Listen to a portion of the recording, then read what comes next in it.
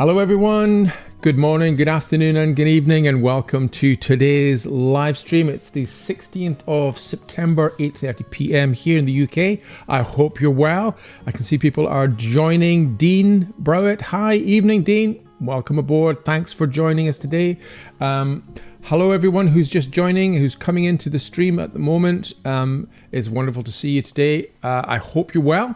I hope your day has been good, or maybe the day is just starting for you. How are things with you? I hope things are good.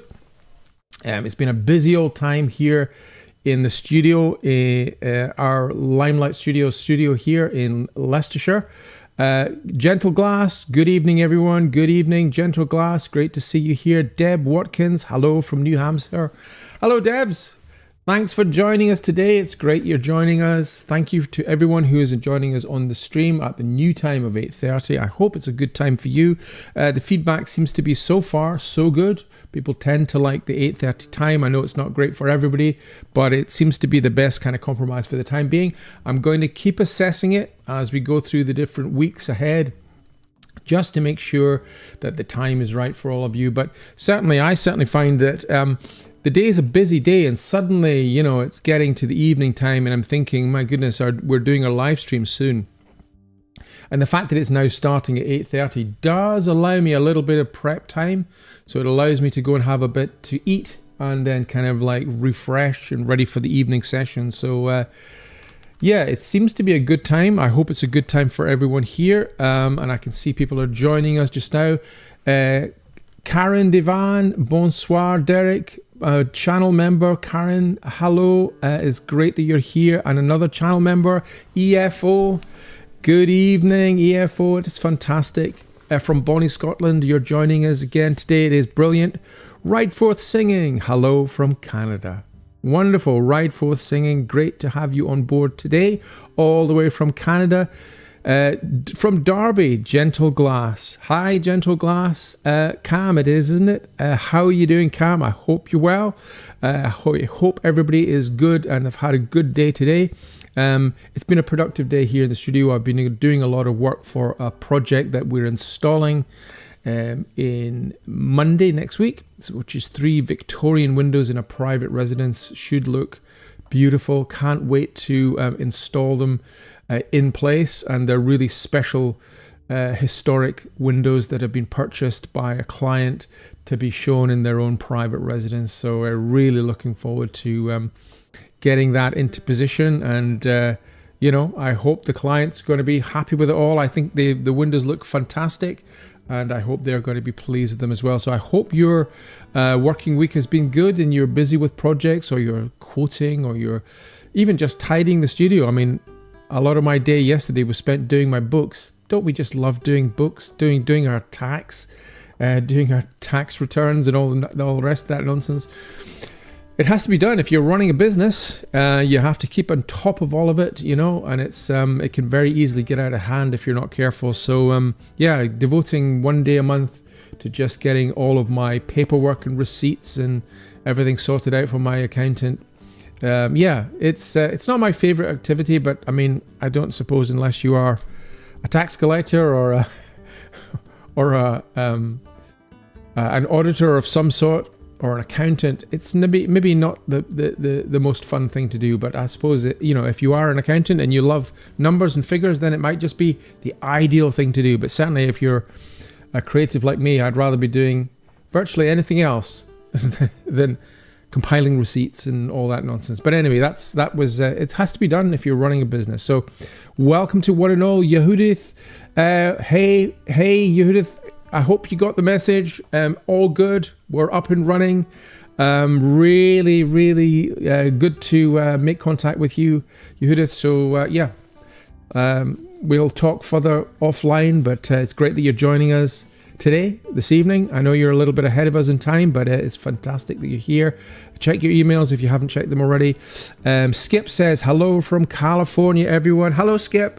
It is great that you're with us. Again, another channel member. Fantastic that you're joining us today, Skip. It is great that you're supporting the channel by being a channel member as well. Nice to see you, Derek, says Cam, and nice to see you too. Nice to see you too, and it's fantastic that you're joining us today. Dean says, works for me. Would have missed the 7 p.m. slot again. Yeah, well, I think it's pretty, it seems to be the kind of like the middle ground for a lot of people. Not great for everyone, but of course, I'm glad it's good for you, Dean. It's fantastic that the time is good for you. And I know a lot of people kind of have in the past when I've started the stream at 7 p.m. people sort of jump on at 7:30 or 7:45, go, damn, I've missed it. Or, so it does seem to me that maybe 8:30 is a better time for a lot of people, which is great. Matt says, 3:30 in West Virginia. Glad to catch you live. Well, glad that you've caught us live, Matt. Welcome aboard. It's fantastic that you're joining the live stream today, this international community of fellow creatives around the world. We all join together for the love of stained glass, to share our knowledge, to share our love and passion for the whole subject of stained glass, keeping this wonderful craft skill alive around the world is our collective ambition. So we are doing this together and we're building this community. It's fantastic that you're all joining us today. Kimberly says, thank you, Derek. Hi, Kimberly. It is great that you're here with us today. I'm glad you're well, Cam. Cam says, I'm great. Thank you. Maxime says, bonjour, ami. Vitralis, I suppose that's fellow glass artists. My glass artist friend, my stained glass friend. Bonjour, Maxime. It is wonderful that you're joining us today as well. Fantastic. I do apologize if I'm completely mispronouncing everything that I'm saying to you, because my French is terrible, absolutely terrible. Veronica says, hi, Derek. Hi, Veronica. Thank you for joining us. Karen says, this time slot is great. Well, I'm really glad to get that feedback, Karen. It seems that it's a pretty good time slot for most people. We have got Veronica coming in from Lyon in Spain. Veronica, hello. It's great. Stagnant water. Yeah, well, I mean, that stops the air getting to the brush, basically. So it also, the water tends not to evaporate as fast as, say, white spirits or turpentine. When I've been doing cementing and then I put my brush into a tub of turpentine and I leave it for a month or so, the turpentine does evaporate. So it would evaporate probably quicker than water. So yeah, those are the choices, really. I mean, even if you try very hard to clean your cementing brush, you're always going to get residues in the bristles and the top part of the ferrule of the brushes, which is going to be difficult to clean out. So I do kind of scrape as much of the cement away from the brush as I can and put it back into the pot of cement. I then fill my cement with my leaded light cement with an inch of water before I put the lid on.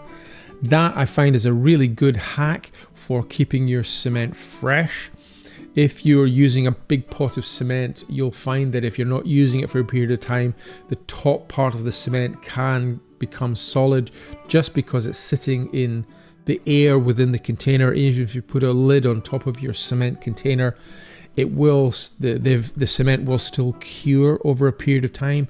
You can slow that down drastically by putting a layer of water over your liquid cement, and it stops it from going hard. So those are the hacks that I have learned over the years. There are lots of different ways of cementing windows. Some people use whiting, which is calcium carbonate, to clean their stained glass windows after they've cemented them. Other people use soft wood sawdust. I used to use sawdust for a period of time, but I stopped using it because I found that the sawdust particles would get in underneath the lead came, between the glass and the lead came. And because it's an organic compound, it's a wood chip or a wood pulp, it would dissolve and disintegrate, and you're leaving an organic material in this cement mixture, which will eventually rot away and could possibly contribute to the panel becoming not waterproof and watertight anymore. So I went away from the sawdust and I went back to whiting. So that is my preferred choice, but I've seen other glass makers cement the windows and put no whiting on at all. And if you leave your window standing after you've cemented it and you remove a lot of the cement, there's no reason to put whiting on it if you don't need to. I usually leave it for 24 hours, whether there's whiting applied to it or not, and then begin to clean the panel off. So Karen, I hope that's begun to answer some of your questions for you. So essentially, I use pre-made cement. I brush it on with a brush that I then clean off after I've cemented. I store it in a container of white spirits or turpentine until I need it next. I put a level of water over the top of my cement before I put the lid back on, and I store it for my next use. After I've cemented a window, I leave it for 24 hours before I clean it off. And after I've cleaned it off, I leave it for probably about 4 or 5 days to really cure before I go out to install it in situ, whether it's a church window or especially something like a door panel. You want that cement to really go off and to really become solid and dry out before you install it. There's nothing worse than putting a window in and seeing the cement start to bleed out between the glass and the lead cane because it hasn't cured properly. So these are the things that I've learned, but they may not be the things that the way that everybody works.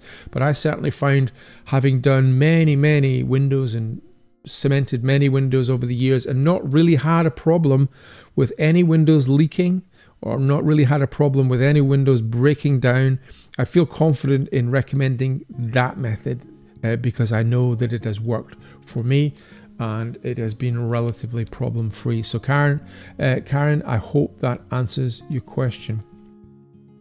Teresa says, took the airbrush class from Kenneth Leap many years ago. The airbrushing is quite tedious. Is it, Teresa? Would be really interesting to know, can you recall from Kenneth Leap's airbrush class what medium he used to mix his pigment with? Ken Leap I met in Germany on a couple of occasions, a very talented artist, very fine painter, who has now, as far as I can see, moved away from stained glass and is now a graffiti artist and is doing murals and graffiti work on his properties. He may still be doing stained glass, I'm not sure, but certainly on his social media feeds it looks as if he's doing much more community art and public artwork on walls, etc. But a very talented glass artist who also produced an amazing book all about stained glass yellow stain, which I have a copy of, a fantastic book. So do tell us, Teresa or Therese, when you took your class with Ken Leap, can you recall what the mixing medium was for that airbrush class? You say the airbrushing is quite tedious. Interesting to know. I suppose it depends to an extent on the size of the compressor and the size of the gun you're using as to what volume of spray you can achieve. But there's a whole issue of like using protective clothing and maybe using a spray booth as well, because I imagine that's going to put a lot of particulates into the atmosphere. So there's a lot of things to consider when you come to do airbrushing, especially if you're going to do it at scale. But really interested to know if you can come back to me in chat, if you can recall more information about that particular masterclass. That would be fantastic. This live stream is for all of us sharing our knowledge together. So I'm here to learn also. It'd be interesting if there are any other glass artists from the UK who use that method for dismantling windows underwater. Makes a lot of sense, doesn't it? Because it stops the dust from moving up into the atmosphere. But generally speaking, red lead is not used anymore. But Portland cement, believe it or not, the grey Portland cement that's used in the building industry to make brick walls, the cement for brick walls. A glass artist by the name of Professor Strobel, who Sebastian Strobel, who is now a professor in Germany, used to run the Canterbury Stained Glass Museum, the Canterbury Stained Glass workshops at Canterbury Cathedral many moons ago. And when I was a young whippersnapper, I was going to various studios to kind of make myself known and to get as much good advice from people like Keith Barley at Barley Studios and Sebastian Strobel down at Canterbury Cathedral. And I did ask Sebastian about cement mixtures, because at that time I was experimenting with making my own leaded light cement, and he said, well, you can use Portland cement, and I was amazed and aghast at that. But yeah, that came from Professor Sebastian Strobel. So that is another form of a drying agent that you can use. So yeah, there's lots of different ways to make cement for your leaded light windows. Karen says, so you put your brush into a tub of turpentine or white spirit with a lid and rinse the brush between uses? Yes. Basically clean as much excess cement off of your brush before you pop it into a container with either turpentine or white spirits, and you submerge the brush into that container so that all of the bristles are being soaked and all of the cement that is round the bristles starts to break down. And what you find is once you take your bristle brush out of the turpentine bath in a week's time or 2 or 3 weeks' time, you'll get a much thinner sort of sludge of what was the remains of the cement, and it's very easy to just scrape that out. It doesn't coagulate and it doesn't solidify, which will ruin your brushes. I mean, eventually you will have to change your brushes because the cementing process is very hard on brushes and you end up losing bristles after a period of time. So, you know, buying a cheap disposable bristle brush is the way to go ahead. So Skip says, I just pack the bristles with putty and store the applicator brush inside the putty container, plus a layer of water or linseed oil on top. Yeah, great suggestion, Skip. So you actually put the applicator brush inside the putty container. Genius. You've got one less container to think about. You're actually putting the brush into the putty container and then filling it with a layer of water or linseed oil. Great stuff. I mean, I suppose if you're filling your pot with linseed oil and you fish your brush out, it's going to be very oily, very messy business. But yeah, great suggestion, because obviously that is one less container to think about. Great suggestion. Thank you, Skip, for that. Karen says, so interesting what you said about sawdust. Yeah, it is. I mean, sawdust can be used, but it's an organic compound and it will break down over a period of time. And it does tend to get trapped between the glass and the lead, so it might not necessarily be advisable. I would go down the route of whiting if possible. Maxine says, thanks for that tip, but be careful the water or the white spirits doesn't evaporate during the summer holidays. Absolutely. It does evaporate. That's the problem. It evaporates over a period of time and you do end up having to top it up. I did have a period of time over the summer when I wasn't cementing for a while and all of the turpentine or the white spirits completely evaporated and the brush ended up getting stuck in the residue of cement, so I had to throw the pot away and the brush away. So not advisable to allow it all to evaporate, because you basically have to throw the lot away. Van Violet says, hi Derek, I need to buy a grinder. I'd like to know what would be your best recommendation. Would you recommend Techniglass grinders, or is there a better option? Van Violet, that is a great question. Thank you for that and welcome to the stream. So there are lots of different grinders available, some less expensive, some more expensive. The truth is, I have got a couple of grinders that are probably 25 years old that are still functioning. They're looking a bit worn and a bit sad, but they still function. My most recent purchase is the Techniglass Grinder 2, and that's been a bit of a mixed blessing. It's been a bit of a curate's egg, as we say here in the UK. I don't know if you know that phrase, a curate's egg. Good in parts, not so good in parts is basically what that phrase means. So the Grinder 2 is a really interestingly designed piece of kit. It's got an LED light shield on top. It's got some drawers for holding the grinder bits. and it looks quite trendy and new. It reminds me of as if it could have been designed by Apple. It's like an iPhone. It has that kind of like premium feel to it. But I was very disappointed to discover that it broke down just out of warranty. It was just over a year old.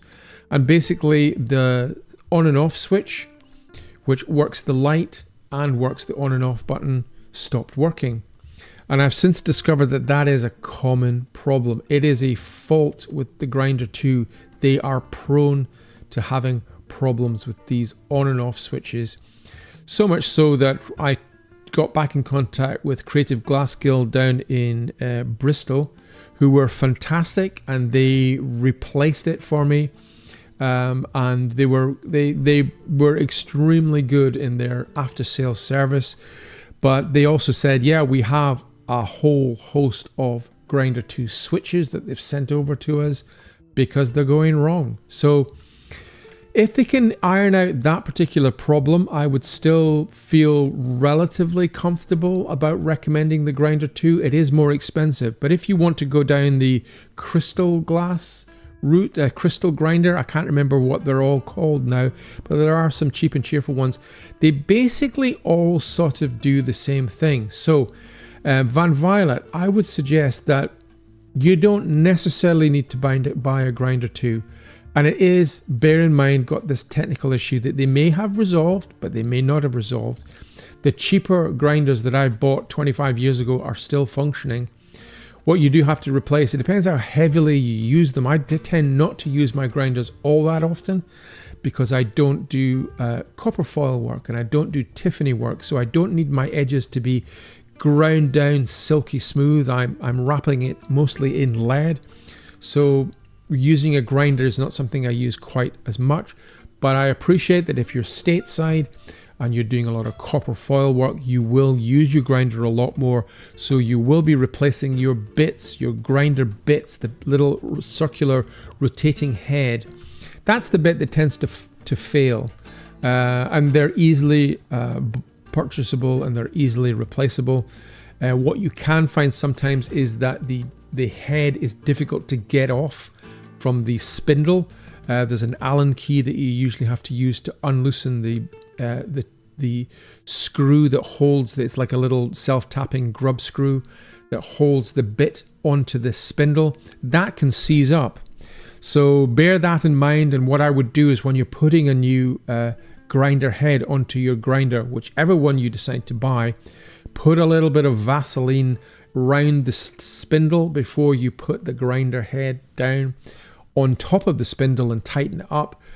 That is going to help you, potentially help you when you eventually have to remove that grinder head in the future, because they do, all of the grinders have that problem where the grinder head can stick and kind of be tricky to get rid of. So Van Violet, I hope that's answered your question. Grinder 2 is great, but it has its limitations and it's more expensive than a lot of others. And a lot of others do the job just as well. Therese says, I will have a dig out through my notes and we'll get back to you. Thanks, Teresa. Or Therese, I should say. I'm sorry if I'm pronouncing, it's not a Teresa. There's no A at the end of your name. I do apologize, Therese. Yeah, if you can get your notes together and come back on the chat today, that would be amazing. Dean says, so would linseed oil be better? Linseed oil would also work, and it may well not evaporate as fast as things like white spirits or turpentine, but I certainly find the turpentine and the white spirits are really good for cleaning the brushes up. So I'm going to stick with white spirits and turpentine to clean my brushes, but I imagine that white spirits would also do the job, and linseed oil, I should say, would also do the job just as well, and it won't evaporate so quickly. Byro's Glass said, excellent, I'll check into that manual. Thanks for all the information you provide. You're welcome, Byro's Glass. It is great that you're joining us on the stream today. Skip says, just say no to Portland cement. It's a total nightmare to dismantle for repairs. Yeah, I certainly have found that quite a lot of Victorian windows have had Portland cement in them in the past, and they are, I agree with you, a complete nightmare to dismantle. The reason is that it is so hard. The cement is so hard. and it binds to the glass, and you almost end up damaging the glass trying to remove the cement from the Portland cement mix. So I agree with you, Skip. I don't use Portland cement as a drying agent, but it's interesting that it has been used as a drying agent in the past. But I agree with you, it makes the cement too hard, especially if you're having to dismantle a window in order to relet it again. Portland cement, if it's used into grouting into stonework as well, it's a nightmare to work with. I use lime mortar, traditional lime mortar, which is a much softer cement into stone.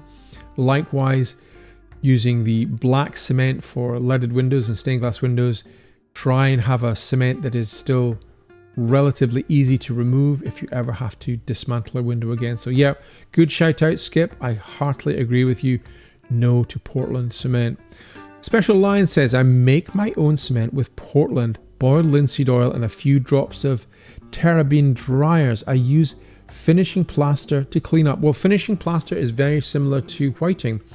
Yeah, so Portland, have a think about that, Special Line, Portland cement, because as Skip was saying, it does tend to make that cement really, really hard when it goes off. So do think carefully about the Portland cement as an option.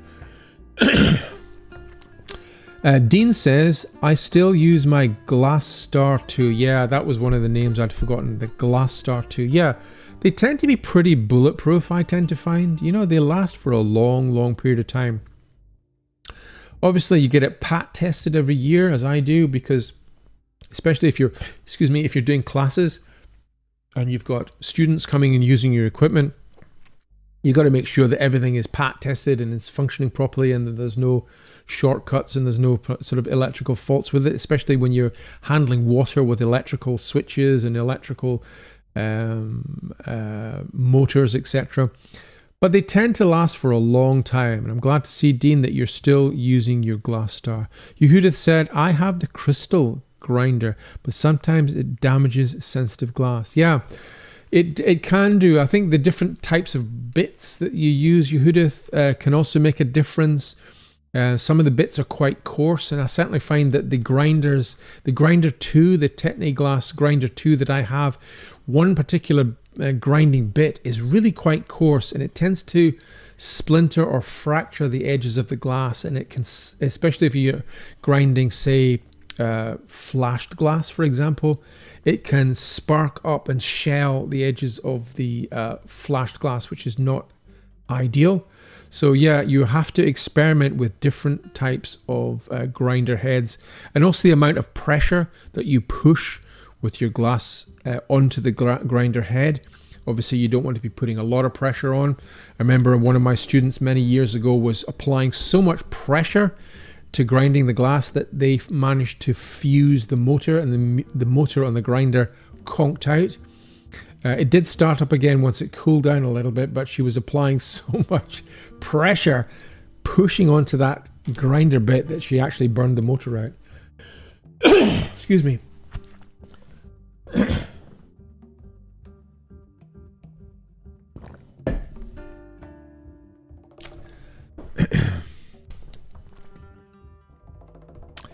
Therese says, anything in glass, in stained glass in Maryland has the best prices by far on the grinder too. That's a great shout out. Stained glass in Maryland is a shout out for that particular supplier. Seems to have the best prices according to Therese on the grinder too.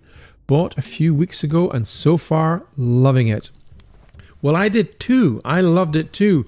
I'm slightly more cautious in my recommendations of it, having gone through what I did with it, but so far so good. Now that it's repaired, I still love the design. I mean, I think aesthetically, it's a very pleasing piece of kit. You know, it looks nice, and you know, aesthetics matter to an extent, I suppose. But it looks nice. It's nicely designed. And hopefully they've ironed out the technical problems with it as well. Dean says, copper grease works well with the grinder head to prevent sticking. Thanks for that, Dean. Yeah, copper grease. Any kind of lubricant to kind of put to put on that spindle before you put the grinder head on what tends to happen is because, you get bits of grit and glass powder all over the place with the grinder, and it dries out, and then you get this kind of almost like a sandpaper effect where the glass grit inhibits the grinder head from being lifted out. So any kind of lubricant, like a piece of grease or something like that, will help when you have to change your glass grinder head across.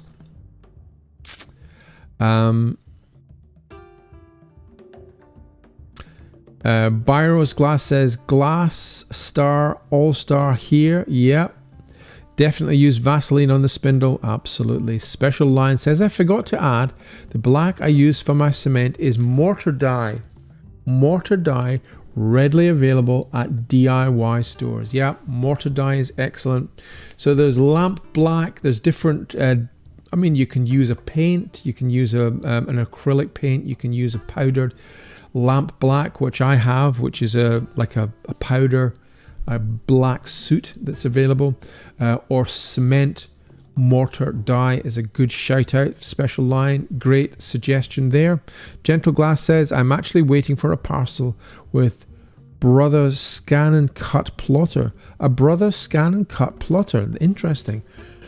Do tell us more, Gentle Glass. Cam, tell us more about your Scan and Cut Plotter. We'd love to hear what that's all about. Don't know much about it. I'm imagining it's for scanning and plotting for cutting vinyls. Is it? Do tell us more. Tell us more in chat. We're all ears. Arjun's Slant says, brother, can you explain how we can tear the space-time graph? No, I can't. Sorry, brother. I can't explain how we tear the space-time graph. Said hi. Arjun says hi. Hi to you too, Arjuns. Great that you're joining us today. I hope you get an answer to your question. I can't answer it. Skip says, I'm still in deep mourning over the Glass Star Corp going out of business. Best grinders ever. Okay. Glass Star Corporation going out of business. Yep, didn't know that, Skip.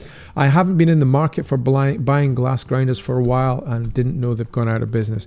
Can you still get them? Are they still available or not available? I'm imagining if they've gone out of business, Skip, they're not available anymore.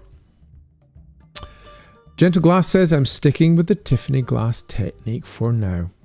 Van Violet says, thank you all for the advice. I need a grinder that can withstand extensive use. I'm not sure of what to buy, and I'd like some specific recommendations if you have them. Well, hopefully, Van Violet, you've had some recommendations from me and others in the chat. It seems like Glass Star is getting recommended, and the Crystal Glass Grinder is also being recommended. Susanna says, I'm planning to make my own cement. What exactly do you mean by boiled linseed oil? It has to be boiled. Well, I haven't made my own leaded light cement, Susanna, for a long time, but I do recall, and if you Google leaded light cement, it comes up as well. It'd be interesting if it's still Googling when you have a look at it just now. 50% raw linseed oil and 50% boiled linseed oil. Boiled linseed oil is a product that you can buy in containers.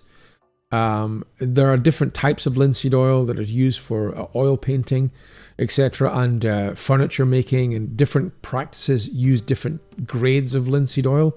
One of the grades is boiled linseed oil. So 50% boiled linseed oil, 50% raw linseed oil, and whiting, and a blackening agent, and some white spirits or a drying agent are basically the ingredients of leaded light cement. So it'd be interesting, Susanna, to see if you can find, while we're on the chat, if you can see on Google whether it's still suggesting boiled linseed oil as a recipe.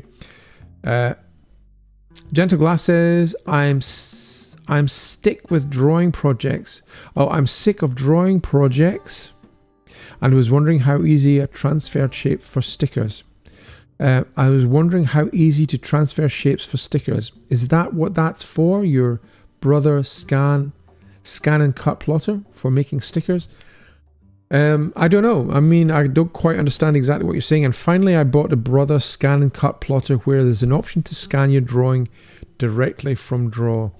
Okay, yeah, so there are various plotters around. I did also have a plotter many moons ago in which I used to use vectorized line work, and I used to send it to my plotter, and I had a big 600mm wide white sticky back plastic roll that would go through the plotter, and it would cut shapes out that I would use for templates for sandblasting. I used to do quite a lot of sandblasting back in the day, and I had my plotter for that. So I think the Cricut plotter, these small Cricut plotters or Cricut plotters are very popular, and I've seen them online. A few glass makers are sending their designs to the Cricut for their stencils to be cut on sticky back vinyl, and then they're applying that directly to their opalescent glass, which is a great method. It's a great way of doing it, and especially if you're doing Tiffany work or you're working with opalescent glasses, that is an ideal way of working. So yeah, good luck with that. Do tell us, Gentle Glass, how you get on in the weeks ahead with your brand new purchase. Van Violet says, thank you. You're welcome, Van Violet. Thank you for your question, and thank you to everyone in the stream today. We were going to do a glass painting demonstration, but we've kind of run out of time. We've been on the live stream for an hour. I'll just show you basically some of the tools and equipment that I have set aside for you, but we will not do the full painting stream today. Let me get a little bit of water. These are some of my favorite brushes. Let's get on to our face and demo. So a little bit of water here. So these are my rigger brush, which if you're familiar with glass painting, you'll know what the rigger brush is about. They come in lots of different sizes, and they're really great for doing line work.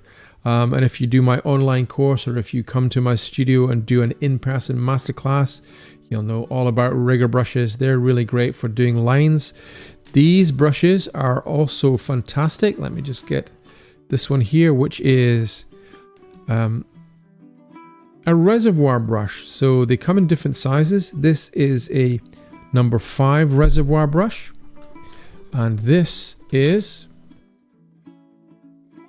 a number 1 reservoir brush, so you can see the different sizes. These are really lovely brushes for doing delicate line work as well. This is 2 different types of bristles that are used for these brushes.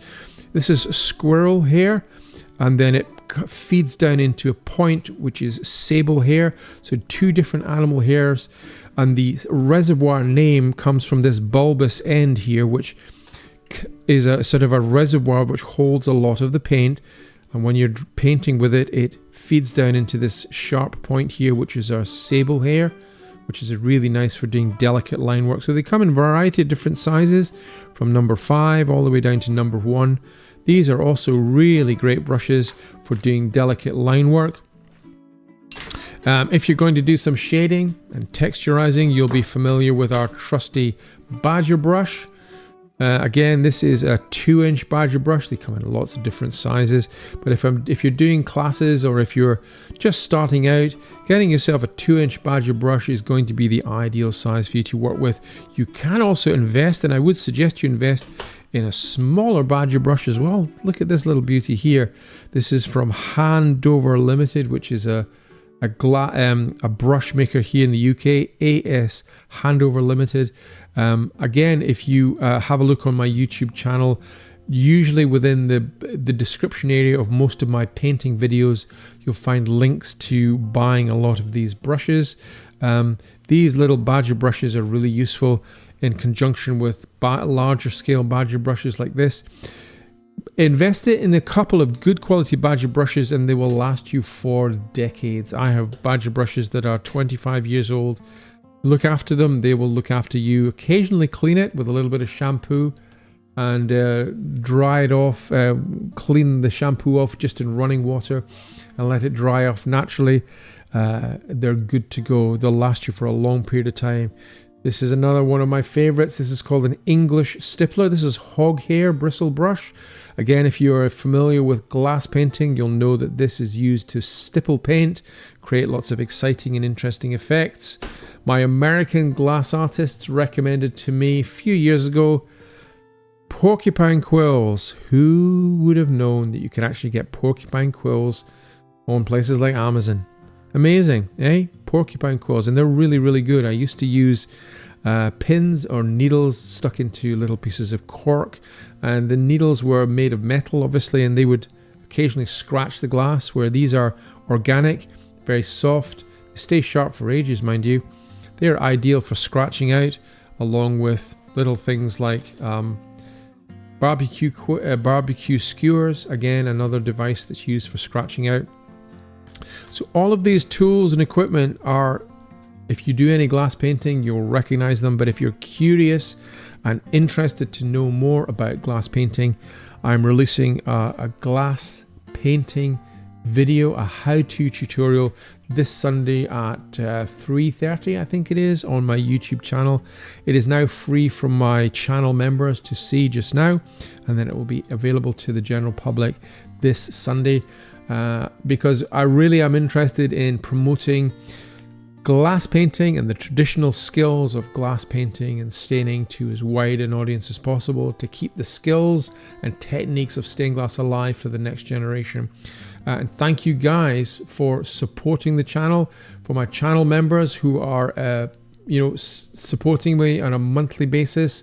My top fans this week are Skip in place number 1, and Van Violet at number 2, and Dean Browett at number 3, and Karen Devan at number 4. The fans who are contributing most to the chat this week, thank you so much, guys, for all of your contributions. Gentle Glass says, I finally found the Brother Scan and Cut plotter, where there's an option to scan your drawings. Yeah, do tell us more, Gentle Glass Cam, how you get on with that when you work with it over the next few weeks. And EFO says, I have a Silhouette Cameo, which I use for stencils and metal clay, and I love it. A Silhouette Cameo, what is that, EFO? I'm not quite sure what it is, but I'm imagining that it's a stencil cutter of some description. Susanna says, oh, okay, I'll check. I found one recipe a while ago that just said linseed oil. Interesting. Yeah. So it may be, Susanna, that you find the updated recipe which has linseed oil and boiled linseed oil. I don't know that it matters hugely. At the end of the day, it's a pretty rudimentary product. It's basically whiting and linseed oil mixed into a putty type paste and then colored down with a blackening agent with a little bit of a drying agent in there as well. So it's relatively low tech, and I wouldn't worry too much if you can't get boiled linseed oil. I'm sure regular linseed oil will do the job just as well. And Dean says, are those brushes any good for flooding? Yeah, they are. I mean, if you're flooding wet paint, yeah, you can do that with lots of different types of brushes, Dean. So it's all about the consistency and the viscosity of the paint. Obviously, the more water you mix into your medium, the more you're able to bleed or flood the paint into the area that you want. But it's getting that balance between not too much water so that you make the paint so thin and wishy-washy that once the water evaporates, you haven't really got much of a pigment left. So it's a bit of experimentation, getting the right quantity of gum arabic in the mixture as well, whether using a powdered gum arabic or liquid gum arabic. I tend to favor the liquid gum arabic because I can judge how much I'm adding to the paint mixture by the droplet using the end of my paintbrush, dipping it into my well of gum arabic. I can judge pretty precisely how much gum arabic I'm adding. If I use the powdered version, I find it slightly harder to judge how much I'm adding. So Gentle Glass says, I'll be back with info about this. Thank you very much, Cam. It would be great to hear from you. Anne Simon says, hi Anne, wonderful you're joining us on the stream today. Most of our stream is up and on the web now, so you can follow it again after we finish our live stream. You can rewatch it again, and you'll be able to watch the chat as well, because a lot of my wonderful stained glass community are here today on the chat, contributing and adding to the flow of conversation, which is wonderful. EFO says, it's like a cricket. Okay, a cricket. You can import photos, etc., and cut out different mediums like vinyl. Yeah, they're really, really useful. I mean, I would like to invest in a Cricut myself. I don't think they're too expensive. Getting the right software that can export the correct data to the Cricut so that it can cut the pieces correctly is good, and obviously getting the right kind of vinyl so that you can use for your work.